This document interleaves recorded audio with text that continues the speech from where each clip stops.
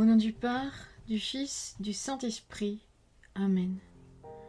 Seigneur Jésus, tu connais mon inconstance et mon infidélité. Tu sais combien je suis faible.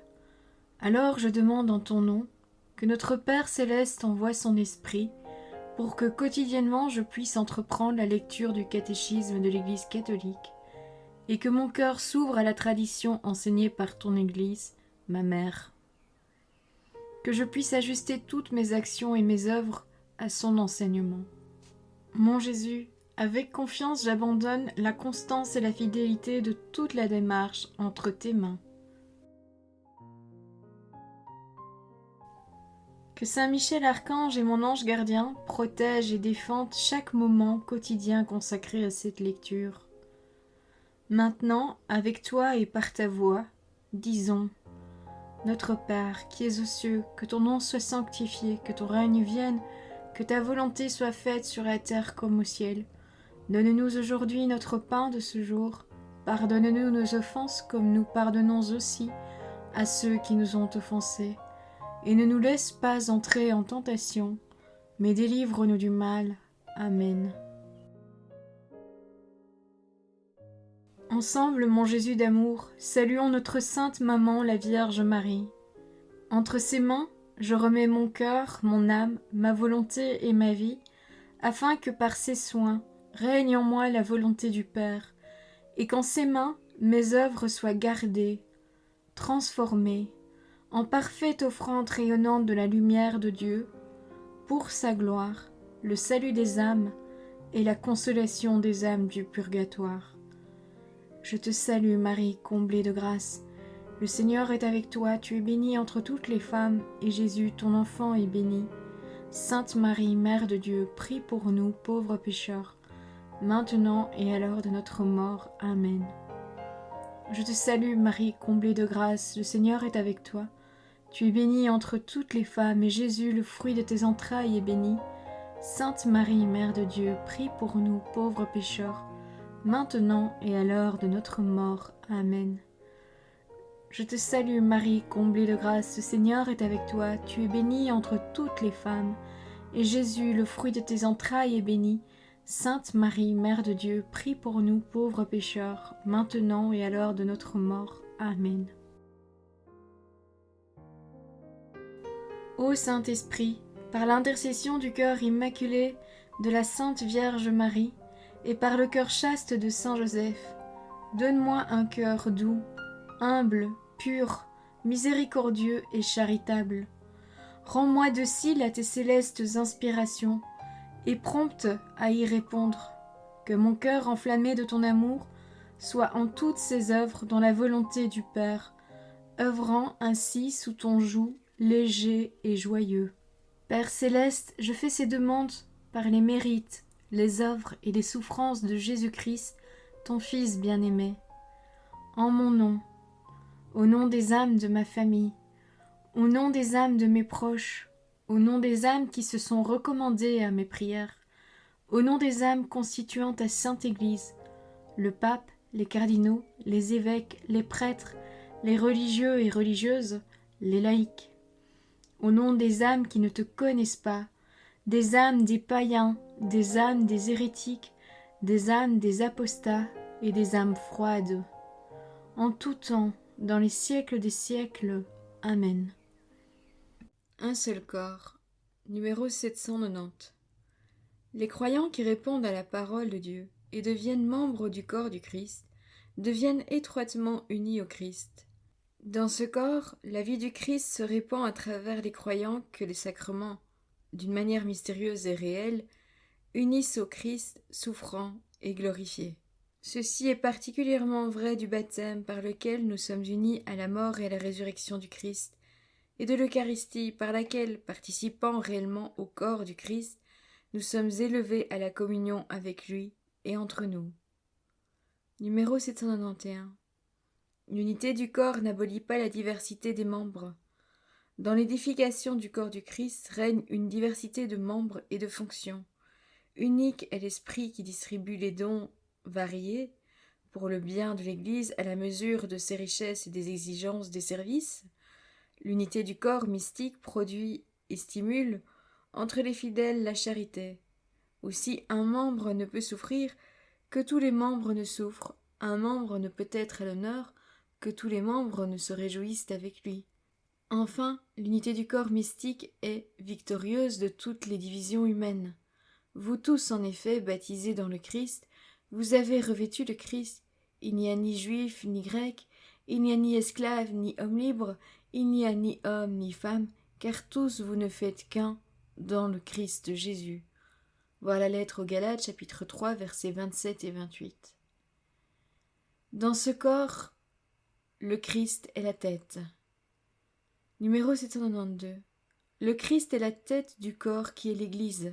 Voir la lettre aux Colossiens, chapitre 1, verset 18. Il est le principe de la création et de la rédemption, élevé dans la gloire du Père. Il a en tout la primauté. Voir la lettre aux Colossiens, chapitre 1, verset 18. Principalement sur l'Église, par laquelle il étend son règne sur toute chose. Numéro 793. Il nous unit à sa Pâque.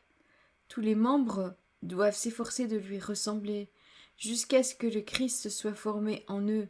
Voilà la lettre aux Galates, chapitre 4, verset 19. C'est dans ce but que nous sommes introduits dans les mystères de sa vie, associés à ses souffrances comme le corps à la tête, unis à sa passion pour être unis à sa gloire. Numéro 794. Il pourvoit à notre croissance. Pour nous faire grandir vers lui, notre tête, le Christ dispose dans son corps, l'Église, les dons et les services par lesquels nous nous aidons mutuellement sur le chemin du salut. Numéro 795. Le Christ et l'Église, c'est donc le Christ total, Christus totus. L'Église est une avec le Christ. Les saints ont une conscience très vive de cette unité.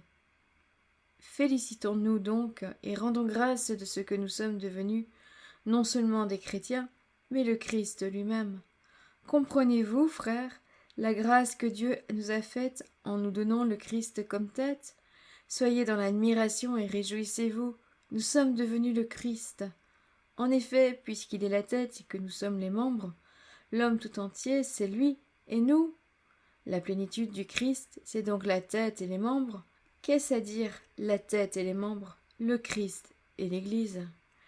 De saint Augustin. Notre Rédempteur s'est montré comme une seule et même personne que l'Église qu'il a assumée. De saint Grégoire le Grand. Tête et membres, une seule et même personne mystique pour ainsi dire. De saint Thomas d'Aquin. Un mot de sainte Jeanne d'Arc à ses juges résume la foi des saints docteurs et exprime le bon sens du croyant. De Jésus-Christ et de l'Église, il m'est avis que c'est tout un, et qu'il n'en faut pas faire difficulté. L'Église est l'épouse du Christ. Numéro 796. L'unité du Christ et de l'Église, tête et membre du corps, implique aussi la distinction des deux dans une relation personnelle. Cet aspect est souvent exprimé par l'image de l'époux et de l'épouse. Le thème du Christ époux de l'Église a été préparé par les prophètes et annoncé par Jean-Baptiste. Le Seigneur s'est lui-même désigné comme l'époux. Voir l'Évangile selon saint Marc, chapitre 2, verset 19. L'apôtre présente l'Église et chaque fidèle, membre de son corps, comme une épouse fiancée au Christ Seigneur, pour n'être avec lui qu'un seul esprit. Elle est l'épouse immaculée de l'agneau immaculé que le Christ a aimée, pour laquelle il s'est livré afin de la sanctifier. Voilà la lettre aux Éphésiens, chapitre 5, verset 26, qui s'est associée par une alliance éternelle et dont il ne cesse de prendre soin de son propre corps. Saint Augustin nous dit ceci: voilà le Christ total, tête et corps, un seul formé de beaucoup. Que ce soit la tête qui parle, que ce soit les membres, c'est le Christ qui parle. Il parle en tenant le rôle de la tête, ex persona capitis, ou bien en tenant le rôle du corps, ex persona corporis. Selon ce qui est écrit, ils seront deux en une seule chair. C'est là un grand mystère, je veux dire en rapport avec le Christ et l'Église.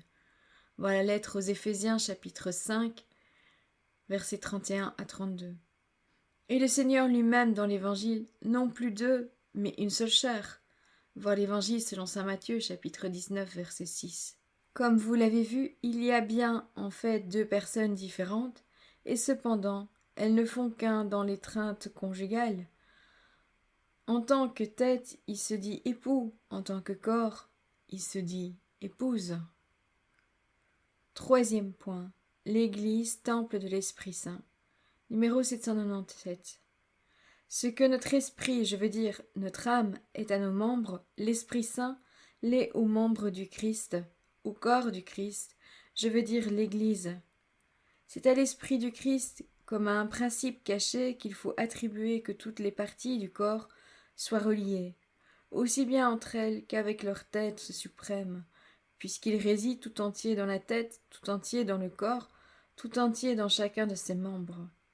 L'Esprit Saint fait de l'Église le temple du Dieu vivant.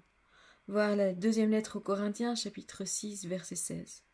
Saint Irénée nous dit ceci. C'est à l'Église elle-même, en effet, qu'a été confié le don de Dieu. C'est en elle qu'a été déposée la communion avec le Christ, c'est-à-dire l'Esprit Saint, art de l'incorruptibilité, confirmation de notre foi et échelle de notre ascension vers Dieu. Car là où est l'Église, là est aussi l'Esprit de Dieu. Là où est l'Esprit de Dieu, là est l'Église de toute grâce. Numéro 798. L'Esprit Saint est le principe de toute action vitale et vraiment salutaire en chacune des diverses parties du corps.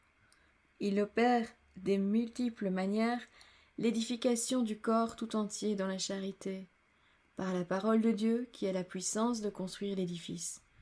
Voir le livre des Actes des Apôtres, chapitre 20, verset 32. Car le baptême par lequel il forme le corps du Christ, par les sacrements qui donnent connaissance et guérison aux membres du Christ, par la grâce accordée aux apôtres qui tient la première place parmi ses dons, par les vertus qui font agir selon le bien, enfin par les multiples grâces spéciales appelées charismes, par lesquelles il rend les fidèles aptes et disponibles pour assumer les diverses charges et offices qui servent à renouveler et à édifier davantage l'Église. Voilà, c'est tout pour aujourd'hui. Je vous souhaite à tous une bonne et sainte journée. Que le Seigneur nous bénisse tous et que notre ange gardien veille sur chacun d'entre nous. Au nom du Père, du Fils, du Saint-Esprit. Amen.